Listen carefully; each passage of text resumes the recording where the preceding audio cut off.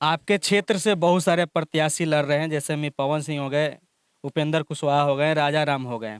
आपको सबसे अच्छा प्रत्याशी कौन लगते हैं? बीजेपी समर्थित उपेंद्र कुशवाहा प्रत्याशी हैं, राजनीति के माहिर हैं और कुशवाहा जाति के बिहार के पोप हैं। रही बात काबिलियत की, काबिलियत में इनमें कमी नहीं है, पूर्व मंत्री भी रह चुके हैं। हाँ, सदन के भी बिहार के भी नेता रह चुके हैं और बिहार में कुशवाहा जाति के पोप हैं, इसमें दो राय नहीं है। रही बात कि बीजेपी के ही सदस्य पवन सिंह भी हैं, उनको आसनसोल से बीजेपी ने टिकट दी थी, लेकिन क्या मन बनाकर किसी के बहकावे में आकर काराकाट से चुनाव लड़ गए हैं। उनको चुनाव लड़ने का प्रत्याशी कोई भी है, प्रजातंत्र की ये खूबसूरती है, सबको लड़ना चाहिए, लेकिन जिस पार्टी के हम मेंबर हैं और जिस दल को हमने समर्थन दिया पूरे पार्टी ने और उसी के अगेंस्ट में आकर हम चुनाव लड़े, ये उचित नहीं है। काराकाट कंस्टिट्यूएंसी से जो लहर निकल रहा है, जितना बिहार में चुनाव होना है पार्लियामेंट्री कंस्टिट्यूएंसी में, सारे सीट पर इस लहर का धक्का लगेगा बीजेपी को। यदि काराकाट में ईमानदारी से बीजेपी के लोग साथ नहीं देते हैं उपेंद्र कुशवाहा को, तो बिहार में कोई भी ऐसा सीट नहीं है जो चुनाव होने वाला है कि वहाँ धक्का न लगे और बहुत सा सीट खाली हो जाएगा, इंडिया को समर्थन मिल जाएगा। ये बीजेपी को धक्का लगने वाला है पवन सिंह को आने से। पवन सिंह को आने से बीजेपी को धक्का लगने वाला है। इसमें में कहाँ ज्यादातर उनको नुकसान हो सकता है आपके अनुसार? जोड़ लीजिए, आरा, बक्सर, सासाराम, इसके अतिरिक्त और जितना भी कंस्टिट्यूएंसी है, मैंने बिहार में जो भी चुनाव होने वाला है 18-20 सीट पर, सारे कंस्टिट्यूएंसी में धक्का लगने वाला है, बेजोड़ धक्का, जहाँ से बीजेपी प्रत्याशी निकल नहीं पाएंगे छठा चरण में। ये काराकाट कंस्टिट्यूएंसी जो है एक हब बन गया है राजनीति का, ये मजाक नहीं है। काराकाट नहीं है, काराकाट के लहर से ऐसा जहर निकलेगा कि कितने लोग बीमार हो जाएंगे। आप क्या करते हैं? हम तो ऐसे खेती करते हैं, लेकिन राजनीतिक सूझ भी रखते हैं। जेपी आंदोलन से आज तक राजनीति में रह गए हैं। हाँ, जेपी आंदोलन में आप भाग लिए थे? भाग लिए थे। जेल भी गए थे क्या? जेल भी गए थे। कितना दिन जेल में रहे थे? 12-14 दिन रहे थे। 14 दिन जेल में भी रहे। और देखिए, सही में ये बात बोल रहे हैं, इनको रुचि काफ़ी ज़्यादा है। और देखिए कि काराकाट में पवन सिंह भी चुनाव लड़ रहे हैं। राजा राम के बारे में क्या ख्याल है? राजा राम में भी एक अच्छे किसान नेता हैं, जमीनी नेता हैं, लेकिन जहाँ तक बीजेपी का सवाल है, हम लोग सब लोग मोदी को मानते हैं। मोदी वर्ल्ड फेम नेता है, इसमें दो राय नहीं है, और मोदी को रहना चाहिए इंडिया में। लेकिन जहाँ धोखे की सवाल है, समर्थन दे करके धोखा देना ये उचित नहीं है, क्योंकि सारे लोग निगाह लगा के बैठे हुए हैं, काराकाट पर ताक रहे हैं कहाँ क्या हो रहा है। और छठे चरण में जितना चुनाव होगा सब में लहर लग जाएगा। ये पवन सिंह को आने से ये लोग मजाक समझ रहे हैं, लेकिन मजाक नहीं है, बहुत मोस्ट इम्पोर्टेंट चीज़ है ये राजनीति के लिए। और जो राजनीति के पंडित हैं वो लोग समझते हैं कि काराकाट से एक ऐसी लहर निकलने वाली है जो बहुत से लोग झुलस कर राख हो जाएंगे इसमें। हाँ, बहुत से प्रत्याशी जो जीत रहे हैं वो हार जाएंगे, लोकसभा नहीं जाएंगे, और जिनको नहीं जीतना चाहिए वो पहुंच जाएंगे।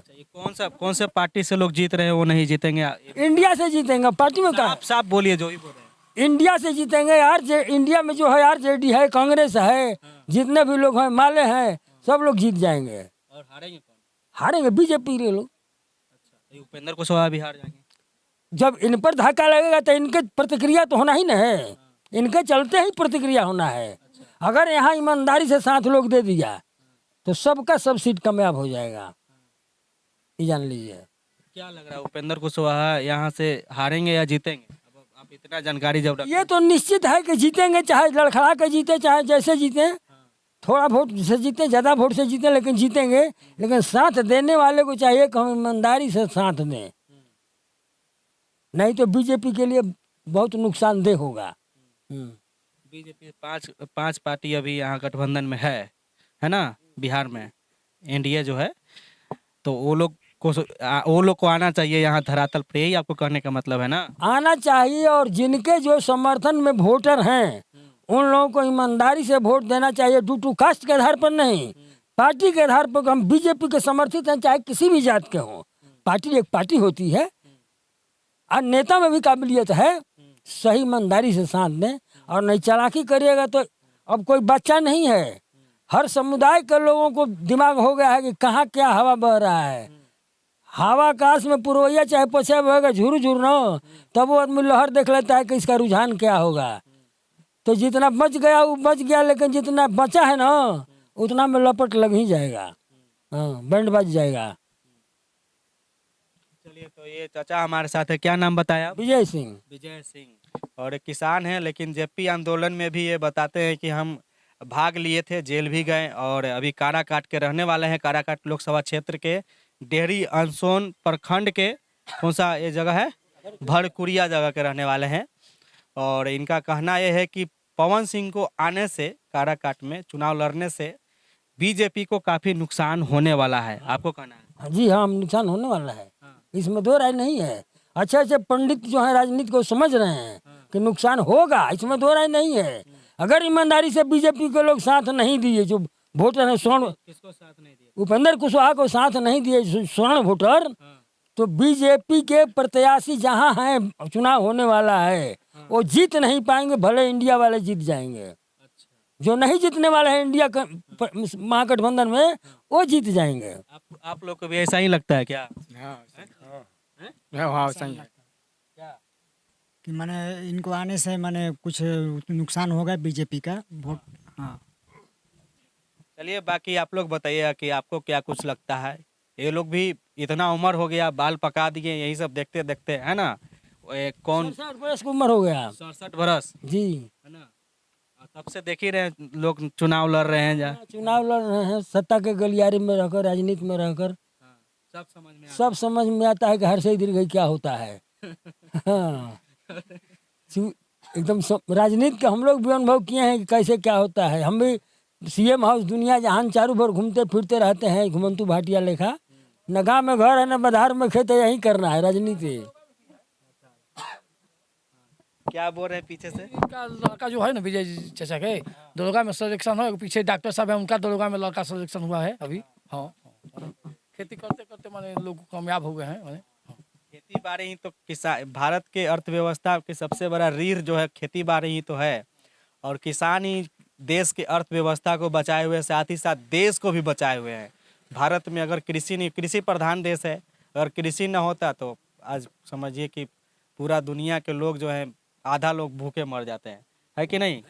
भारत में अगर कृषि नहीं होता तो कुछ है फिर, किसी कोई भी काम कीजिए, जीने के लिए खेती है, खेती से रॉ मटेरियल जो अनाज पैदा होगा।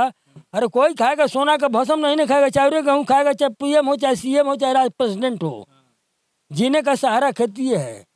लेकिन खेती को तो मोदी जी प्रसाद दिए, प्राथमिकता दिया, इसी बात नहीं है। वर्ल्ड फेम नेता है भी, काम हो रहा है, बहुत सा ऐसा चीज है जो कुछ नहीं होता है, तो सब एक बार कैसे हो जाएगा। आपके गांव के ज्यादातर लोग वोट किसको दे रहे हैं? हम लोग तो वोट उपेंद्र कुशवाहा को देना है, पूरे गांव के लोग। पूरे गांव के लोग। ऐसे गांव में होता है, सबको एक धर्म नहीं है बहेगा, गांव गाँव है। हर प्रत्याशी जब खड़ा है तो सबको कुछ ना कुछ मिलबे करेगा, लेकिन 75% का 80% का ये वोट उपेंद्र कुशवाहा को जाएगा। अब इतना आप रुचि रखते हैं राजनीति में, तो आप अपने पंचायत को भी मालूम होगा कि पंचायत के लोग भी किस तरफ जा रहे हैं। जी जी जी, अभी हम लोग इस पंचायत से लीड करेंगे उपेंद्र कुशवाहा को, इसमें दो राय नहीं है। लेकिन अगर सही नहीं हुआ संतुलन, राजनीतिक संतुलन, तो यहाँ से फिर तो राजाराम महतो लीड करेंगे। चलिए, आप क्या बोल रहे थे? ये बोल रहे थे कि यहाँ से 75-80% वोट है उनका। हाँ, चलिए, बाकी आप लोग बताइएगा। आप लोग देख रहे थे सीके टीवी। नमस्कार, जय हिंद।